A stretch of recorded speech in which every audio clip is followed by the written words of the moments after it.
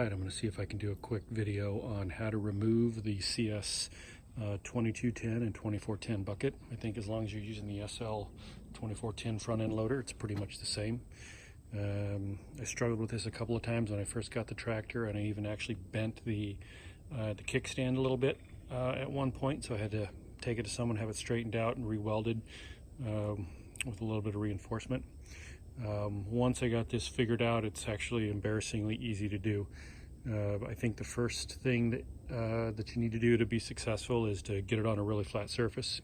You see here I got it on a little stretch of concrete here at the end of my driveway. It's fairly flat. Also, it really helps if you can put it on a flat surface. It doesn't require you to use your parking brake, because it definitely helps a lot. If when you're detaching the bucket, if the tractor can roll back a little freely, because the alternative is that if the tractor's stationary, it's going to push and slide the bucket along the ground instead. So if you can find a safe flat spot with no parking brake, that's worked for me. I'm going to start the tractor up. Hopefully you can still hear me, but you'll see the first thing I'm going to do is, after I have the kickstand attached properly, the bucket's going to be in the float position, so it's relatively flat when it sits down. All right, here we go. So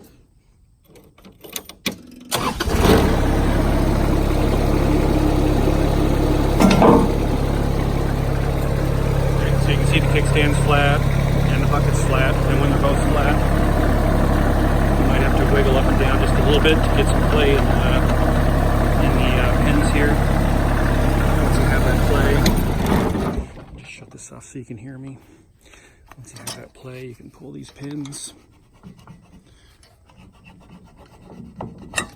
I usually put them in the front of the bucket, that way I'm not looking for them here.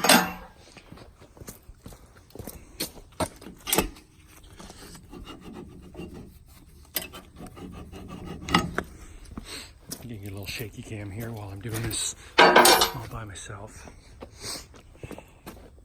Alright, so I'm going to start the tractor up again, and I'm going to tilt the bucket back, which is actually going to lift the loader off of the pins at the bottom here. And once it lifts off, then I'm going to push the bucket forward, and since my parking brake is off, it's actually going to roll the tractor backwards, and it'll lift it neatly right off these pins, so that you can then of course take all the pressure off the hydraulic lines by moving the joystick around and then disconnecting the hydraulic lines completely. Here we go.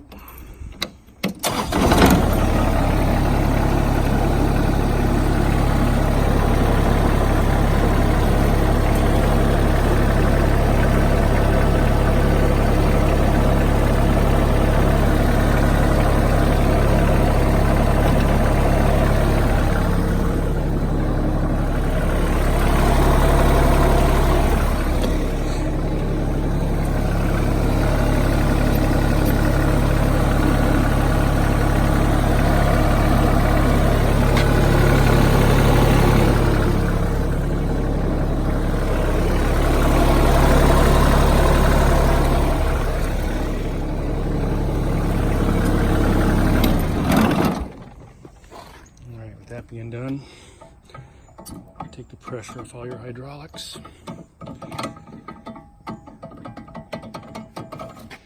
And then of course, the sometimes messy part, I didn't bring a rag, but that's all right.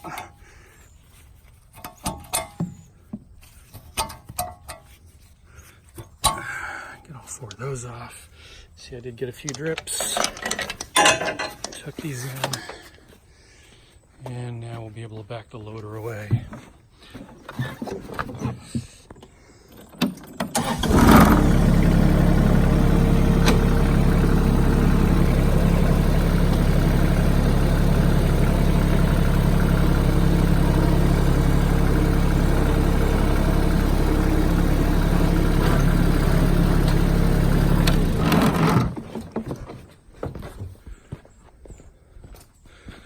So you can see it's mostly, it's got a little tilt to it here.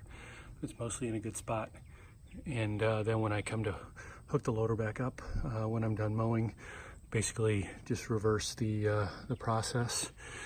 drive into your, just above the pins, hook up your hydraulics, maneuver the bucket so that the pins sit back down on the loader itself, or the loader sits on the pins. Then when you move the bucket back in with the hydraulics, you can put the big pins back in that we put in the front of the bucket, and you're golden. Hope this helps.